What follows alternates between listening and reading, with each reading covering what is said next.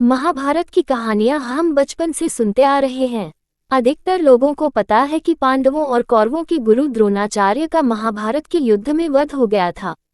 राजा द्रुपद के बेटे धृष्टद्युम्न ने द्रोणाचार्य का सिर धड़ से अलग किया। क्या आपको पता है कि द्रोणाचार्य के वध के पीछे की सिर्फ युद्ध ही नहीं बल्कि कुछ और भी वजह थी। द्रोणाचार्य ने अपने बचपन के दोस्त द्रुपद से अपमान का बदला लिया था, उसी के चलते उनकी जान गई। जाने महाभारत की अनोखी कहानी। कहते हैं कि द्रोणाचार्य और द्रुपद बचपन के मित्र थे। दोनों ने साथ में शिक्षा ग्रहण की थी। एक बार द्रोणाचार्य की आर्थिक स्थिति बहुत खराब हो गई थी। उनके घर में खाने के लाले पड़ने लगे थे। वे अपनी पत्नी और अपने बच्चे का भरण पोषण नहीं कर पा रहे थे। द्रोणाचार्य स्वाभिमानी थे, लेकिन अपने बच्चे अश्वत्थामा की दरिद्रता उनसे सहन नहीं हो पा रही थी। इसलिए उन्होंने अपने बचपन के दोस्त द्रुपद से मदद मांगने की ठानी। द्रुपद उस समय पांचाल देश के राजा थे। द्रोणाचार्य अपने मित्र से मिलने पांचाल देश पहुंच गए।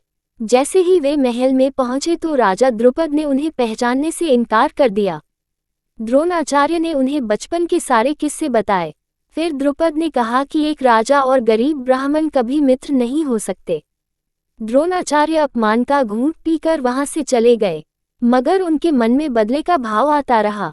इसके बाद वे कुरुदेश आ गए और कौरवों पांडवों को शिक्षा देने लगे। शिक्षा पूर्ण होने के बाद अर्जुन ने द्रोणाचार्य को गुरुदक्षिणा देने के लिए कहा। द्रोणाचार्य ने गुरुदक्षिणा में पांचाल राज्य पर आक्रमण करके द्रुपद को बंदी बनाकर उनके सामने की मांग की।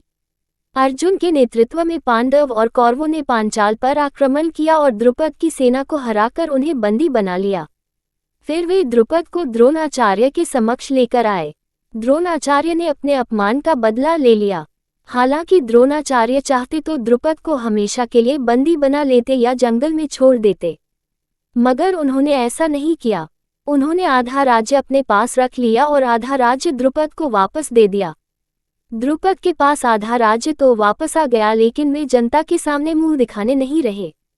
अब राजा द्रुपद के मन में बदले की भावना आ गई। द्रोणाचार्य को कुरु राजवंश का समर्थन था, इसलिए वह उनका बाल भी नहीं बांका कर सकते थे। कहते हैं कि द्रोणाचार्य का काट ढूंढने के लिए उन्होंने एक महायज्ञ करवाया। उसी यज्ञ की अग्नि से एक तेजस्वी बालक का जन्म हुआ। उसका नाम धृष्टद्युम्न रखा गया। कहा गया कि द्रोणाचार्य धृष्टद्युम्न के हाथों ही मारे जाएंगे।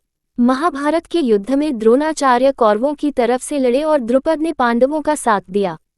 जब पांडवों ने छल से द्रोणाचार्य को निहत्था बना दिया तो धृष्टद्युम्न ने ही उनका सिर धड़ से अलग कर मृत्युलोक में पहुंचा दिया। इस तरह धृष्टद्युम्न ने अपने पिता के अपमान का बदला ले लिया। हालांकि युद्ध खत्म होने के बाद द्रोणाचार्य के बेटे अश्वत्थामा ने धृष्टद्युम्न को मौत के घाट उतार दिया।